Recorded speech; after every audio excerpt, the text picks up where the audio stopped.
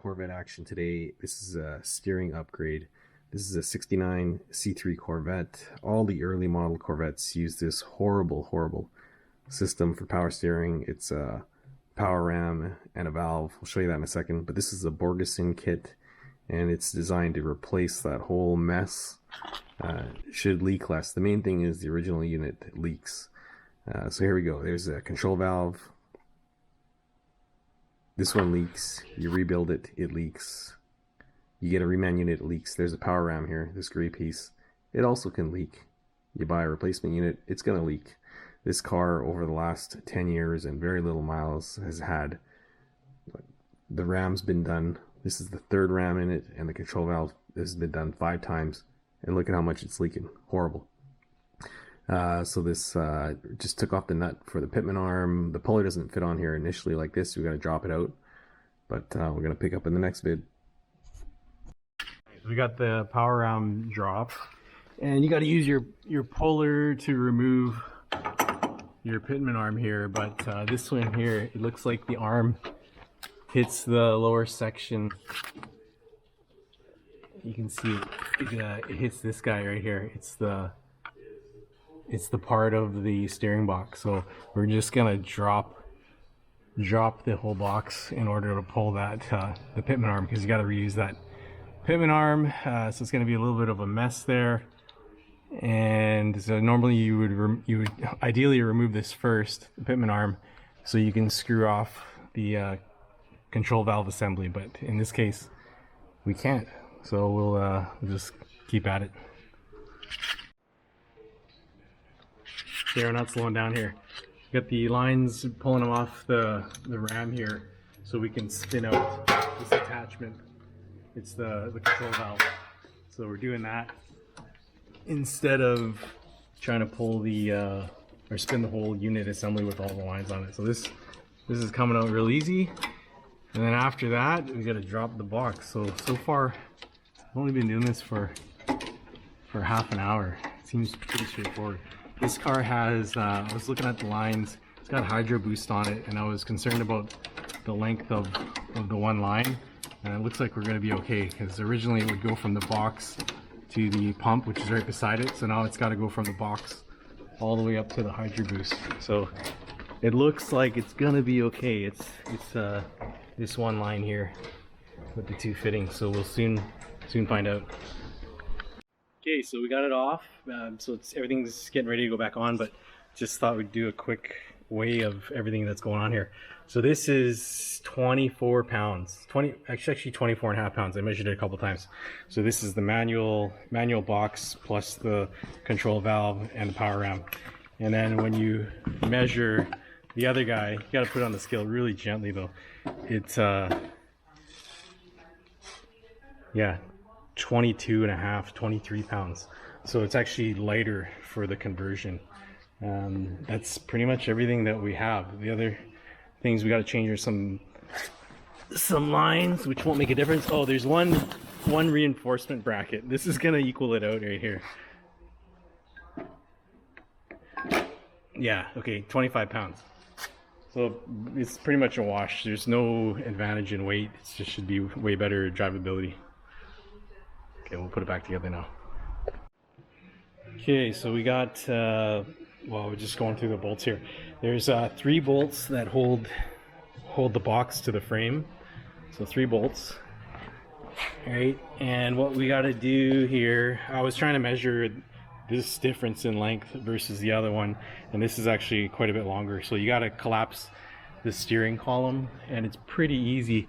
It's not like the C10, so basically you just, well, this here, I don't know what this is for. This is kind of pointless, but I loosened it up, backed it, I pushed it all the way forward, and then just tapped this in with a piece of wood, and it tapped in pretty easy. Then I went and I tightened it, and I can actually pry this back fairly easily. So I've done one test fit, and I had to push it in a little bit more, so I tapped it in quite a bit more. It's well over an inch. It's probably, I guess every car is different, but this maybe 1 3/4 inches. I had to push it in. And then the other thing that I've noticed, these are the 3 bolts that hold the box to the frame. So the original one was a carriage bolt. It has this square in the end. and it's nice and smooth. This car at the same time, it's also getting a Ride Tech brace. It stiffens up the power steering and the frame, because they tend to flex. On these C10s they flex a lot as well when you upgrade the power steering. So they came with regular bolts. The kit came with a set of bolts, and then the Ride Tech came with a set which are 1/2 inch longer, but still I prefer the original GM fine pitch threads, and this is still probably a 1/16 of an inch longer, and you get the carriage bolt end where it won't turn in that bracket. So this is by far the superior bolt. It's got the smooth head. This is a pro touring style of car at full lock. The tires, they hit these bolts anyways. You can tell by, I'll show you. It's the one in the car, what do you know? Yeah, look at that. See, that's where you see where the tire hits the frame. So it rubs on the bolts, and you do not want that brand new hex bolt there. You're just gonna shred your tires. It's not gonna be good. And then the other thing with this chassis brace here, it's gonna push it out probably that's a 1/16, eighth of an inch there, so it's gonna rub even harder. I don't know if there's any extra wear on the steering stops. It might well on a little bit there to prevent that from happening. Yeah, it rubs on, looks like it rubs on both sides there, you see. All right, so another tip, use the original bolts depending on your setup. If you're like this one, Pro Touring all slammed with big wheels, you're gonna want to use the original hardware. All right, we'll keep going. Okay, so the box is in the car now, and the shaft is collapsed, pretty much maxed out the collapse on the column there. There's a collar there. I don't know what the reason for the collar is, but we ended up tapping it all the way in, and it's basically seated. And in that situation, the rag joint is pretty much perfect. It's just kind of loose right now.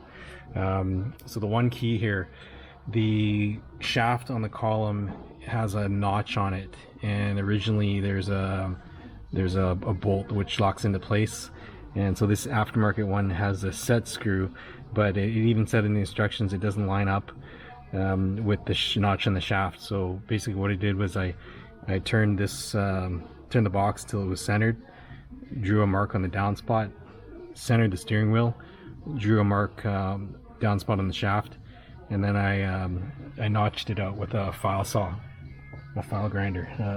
Yeah, you don't want to know what that looks like, but just notch that out, and what do you know, put it all together and the steering wheel straight. So that's the only tip for there, and lucky enough there's clearance, just enough clearance for the proportioning valve, and it looks like the brake line is just enough clearance for that as well, so no modifications needed. And the Ride Tech bracket is sitting on there with the Ride Tech bolts, so I just basically got to snug it all up, put the lines on, bleed it, and that should do it. We will pick up again, and again all the hardware that I put on is all Loctited, both sides of the rag joint, and not on the box itself. There's lock washers. Alright, so there it is, completed install. And well, this one has Hydro Boost, so we had made up this Hydro Boost line to connect it to the box. The only one thing with this kit, who sold this kit? Borgeson, yeah. Oh, yeah. So it came with these lines and didn't work. So we had to get a Russell adapter that goes in the box for this one right here that I'm pointing to, and then there's a rubber O-ring style that we already had for the Hydro Boost brakes, and that's basically it. But this was the biggest ordeal, getting that Russell fitting. Had to drive for it, and not everything's open regular hours now, but that's pretty much it. And it bled up nice, everything's fine, no issues, feels good. Feels great. Feels good. So that's basically it. It took way longer than we would have thought, and it shouldn't need an alignment because everything's going back in the original location. So just going to be a little bit of fine tuning of the steering, but it's actually more straight than it was when this car came in, because now the rack is aligned to the box perfectly. So it must have been apart one at a time because the tire ends are maxed before, and now they're quite neutral. That's about it. So any questions, post away. Thanks for watching.